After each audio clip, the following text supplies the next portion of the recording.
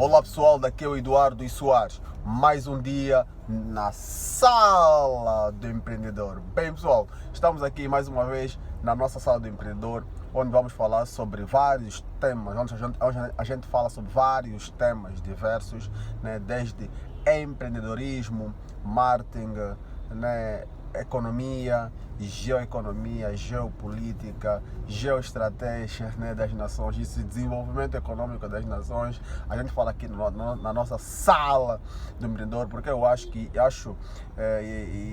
é importante a gente falar sobre isso, porque todos esses temas se assentam no nosso DNA, na nossa filosofia, no nosso princípio empreendedor, né? A gente fala sempre que o empreendedorismo é a base do desenvolvimento econômico das nações. Eu digo sempre, né, a partir do momento que o país se fecha para as ações empreendedoras, está fadado ao fracasso. E a história, melhor do que ninguém, melhor do que qualquer discurso, melhor do que qualquer livro, é claro em nos passar essa informação, que isso é todos aqueles países que se fecharam, né, ao desenvolvimento econômico por parte da ação empreendedora. Isso é uma lei de mercado, um mercado aberto ao desenvolvimento econômico. Se fecharam nessas políticas econômicas, teve como consequência o não desenvolvimento, né?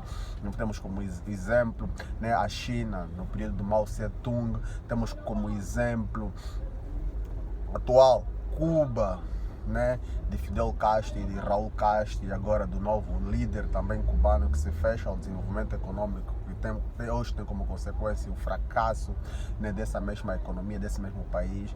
Temos como exemplo, né, a fragmentação da ex-União Soviética, que as grandes políticas descentralizadas, onde o Estado era o principal núcleo do desenvolvimento econômico dessa nação, também teve como fracasso a fragmentação da União Soviética em 1991, né? Então todos aqueles países que se fecharam, né, as políticas, o desenvolvimento econômico, tiveram como consequência o fracasso social, o fracasso econômico, como consequência teve o fracasso social, né? Então nós estamos aqui para falar sobre vários temas, né? A gente aborda vários temas aqui na nossa sala do empreendedor, né? Hoje vamos dar continuidade ao tema que nós falamos sobre a problemática do salário mínimo. Nós há 3 semanas atrás aqui em Angola, em particular, tivemos a greve, né, das instituições públicas, onde os sindicatos reclamam uma subida, né, dos salários, tendo em conta a dificuldade social, tendo em conta o alto custo, né, na compra de produtos, de serviços, né, como resultado de uma alta inflação. Nós estamos aí com uma inflação em média, com uma média de 24%, né, que cada vez mais sobe, 24%. Então isso condiciona, né, o nosso salário, isso dificulta o pouco que a função pública ganha em função do contexto inflacionário e a desvalorização total do nosso salário. Então, como resultado disso, a função pública, como é justo, quer um aumento salarial. Então nós estamos aí a falar sobre essa temática do salário mínimo, né?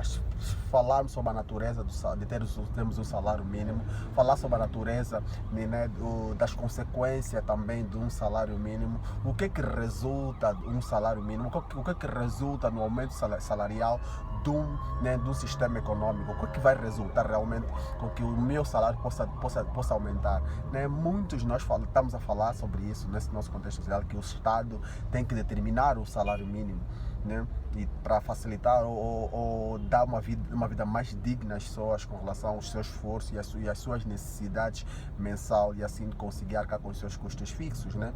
Mas eu falo e muito bem que o aumento de salarial não deve e não vai ser, né, a determinação ou o Estado a determinar com que o salário possa aumentar.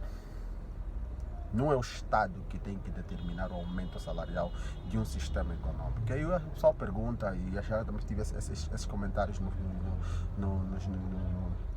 nas minhas redes sociais, mas como é que o Estado tem que determinar um salário mínimo? Eu digo que não, o Estado não pode determinar um salário mínimo. O que faz com que um salário possa aumentar, o que faz com que o salário possa diminuir, ou não termos um salário condigno, vai ser sempre a lei básica da economia, que nós partimos do princípio da oferta e demanda, ok? Isso é o que vai determinar o aumento salarial de um sistema econômico, não é uma lei do Estado, por mais que o Estado tenha essa bondade de aumentar o salário, mas o que realmente determina o aumento salarial dos agentes econômicos é a produtividade. Oh, Eduardo Soares, como assim a produtividade? Sim, é a produtividade. O que faz com que o teu salário possa aumentar é porque você gera muito mais, é porque a tua empresa, onde você trabalha, está a gerar muito mais fluxo de caixa. Isso é, quando o Estado determina um salário mínimo para todas as instituições, empresas públicas ou privadas, vai ter como consequência, né, tem como consequência, por exemplo, o desemprego de uma empresa privada. Por exemplo, vamos nos focar aí nas empresas privadas. Imaginemos que o Estado determina um salário mínimo para todas as empresas. Isso até as empresas privadas têm que ter um salário mínimo. Mas imaginemos que essa empresa na qual tem como obrigação agora, tendo em conta a política que o Estado determinou, ter um salário mínimo. Mas essa empresa na qual deve ter um salário mínimo, falamos de 100 mil kwanzas. Mas essa empresa não tem um fluxo de caixa que pode arcar com um salário mínimo de 100 mil kwanzas, por exemplo, para 10 funcionários que essa empresa tem, né? Uma pequena empresa, uma empresa, pequena empresa, uma média ou pequena empresa, ela tem 10 funcionários e o Estado obriga que tem que pagar 100 mil kwanzas para todos os funcionários. Mas agora imaginemos que essa empresa não tem um fluxo de caixa, não tem uma produtividade que vai permitir com que ela pague 100 mil kwanzas. O que vai acontecer? Para essa empresa poder pagar esse mesmo salário com esse valor na qual o Estado especificou que são 100 mil kwanzas, ela vai estar condicionada a desempregar pessoas. Então, a determinação do salário mínimo pode ter como consequência isso. Isso é desempregar funcionário para ter, imaginemos, ele tem 10, vai ter que diminuir mais 5 funcionários para ficar só com 5 e conseguir pagar um salário mínimo de 100 mil kwanzas. E agora vai fazer uma avaliação em cadeia, né, de grandes empresas na qual, por não ter um fluxo de caixa para cá com um salário mínimo, vai desempregar. Então, a determinação de um salário mínimo vai ter como consequência negativa o aumento do desemprego. Ok? Imaginemos que a gente sabe muito bem que aqui no nosso país, Angola, né, as empresas em termos geográficos têm a produtividade diferente. Uma empresa em Luanda vai ter um fluxo de caixa maior em comparação com uma empresa alocada, vamos falar, no IS, por exemplo, né? No IS.